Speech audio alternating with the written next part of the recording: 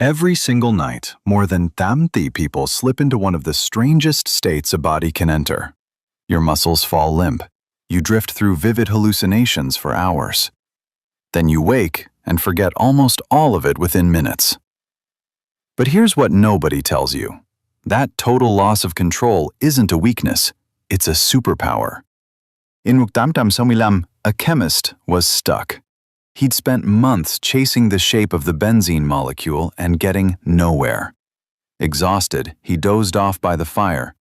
And in his dream, he saw snakes coiling into circles, each one biting its own tail. He jolted awake. There was the answer. That single dream reshaped modern chemistry. The same thing happened to Paul McCartney. He woke one morning with a full melody already playing in his head. That song was Yesterday. So think about what that means.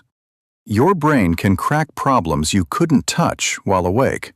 But to do it, it switches off its logic, blends your memories, builds a warped little world, then hands you nothing but a fuzzy feeling by breakfast.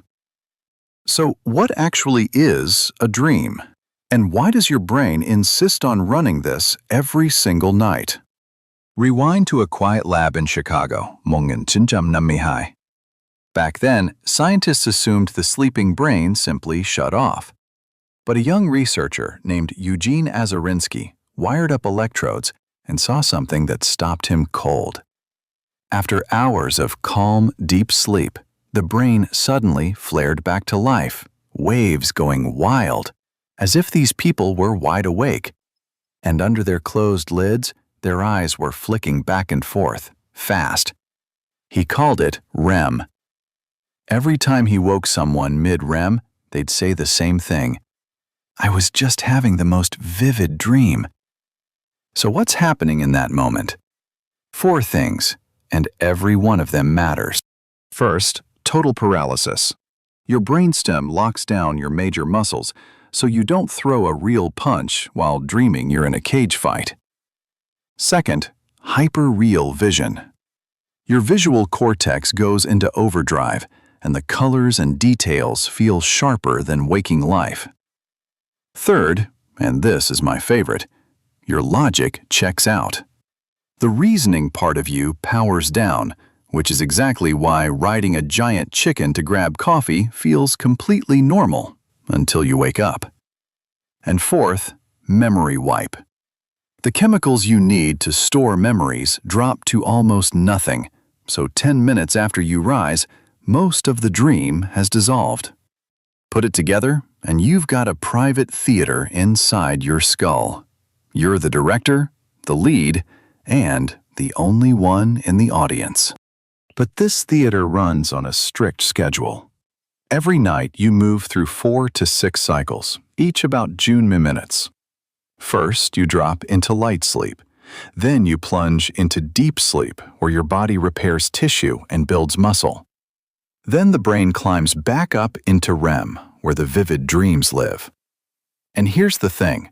Early on, your brain leans into deep sleep to fix the body.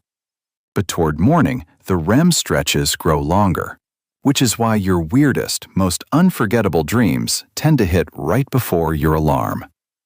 And you're not alone in this. Scientists have found REM in nearly every mammal, and even in birds. Your dog dreams too. Those little leg twitches? Good chance it's chasing a giant squirrel through its own private park. For thousands of years, though, we had no idea. The ancient Egyptians believed dreams were messages from the gods and built whole temples for them. Then, around Milomchin, Sigmund Freud dragged dreams out of the heavens and into the human mind. To him, every dream was a hidden wish in disguise. His student Carl Jung pushed further, arguing dreams carried symbols shared by all of humanity. But when the brain scanners arrived, neuroscientists saw something less romantic and more mechanical. Instead of asking what a dream means, they asked why evolution would keep something this costly. And that gave us the modern theories. That dreams are just your brain finding patterns in random noise. That they're your save button. sorting the day and locking in what you learned. That they're a survival training room, letting you rehearse danger without a scratch.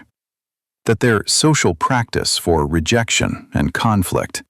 And that they're a creative lab, where the benzene chemist and McCartney got their answers. Then there's the most unsettling one, from neuroscientist David Eagleman. Your brain is fiercely territorial. Blindfold someone, and within an hour, the neighboring senses start invading the visual cortex.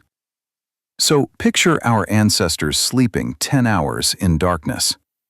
That idle visual system was at risk of being swallowed. Eagleman's idea? Dreams are a screensaver.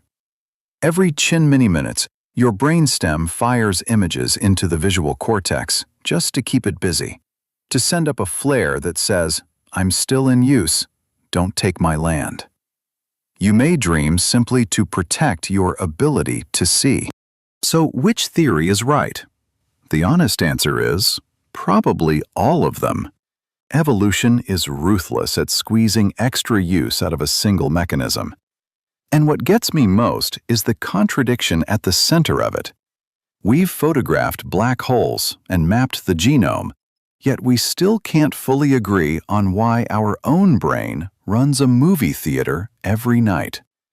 So tonight, when you lie down and feel your body go still, don't fight it. Enjoy it. You're about to walk into the strangest, most private theater in the world. The one place where you can fly, talk to people who are gone, or grab coffee with a dragon. If you caught a glimpse of yourself in one of those strange little films, hit subscribe and drop the wildest dream you've ever had in the comments. I genuinely want to know. I'm Apex. I'll see you next time.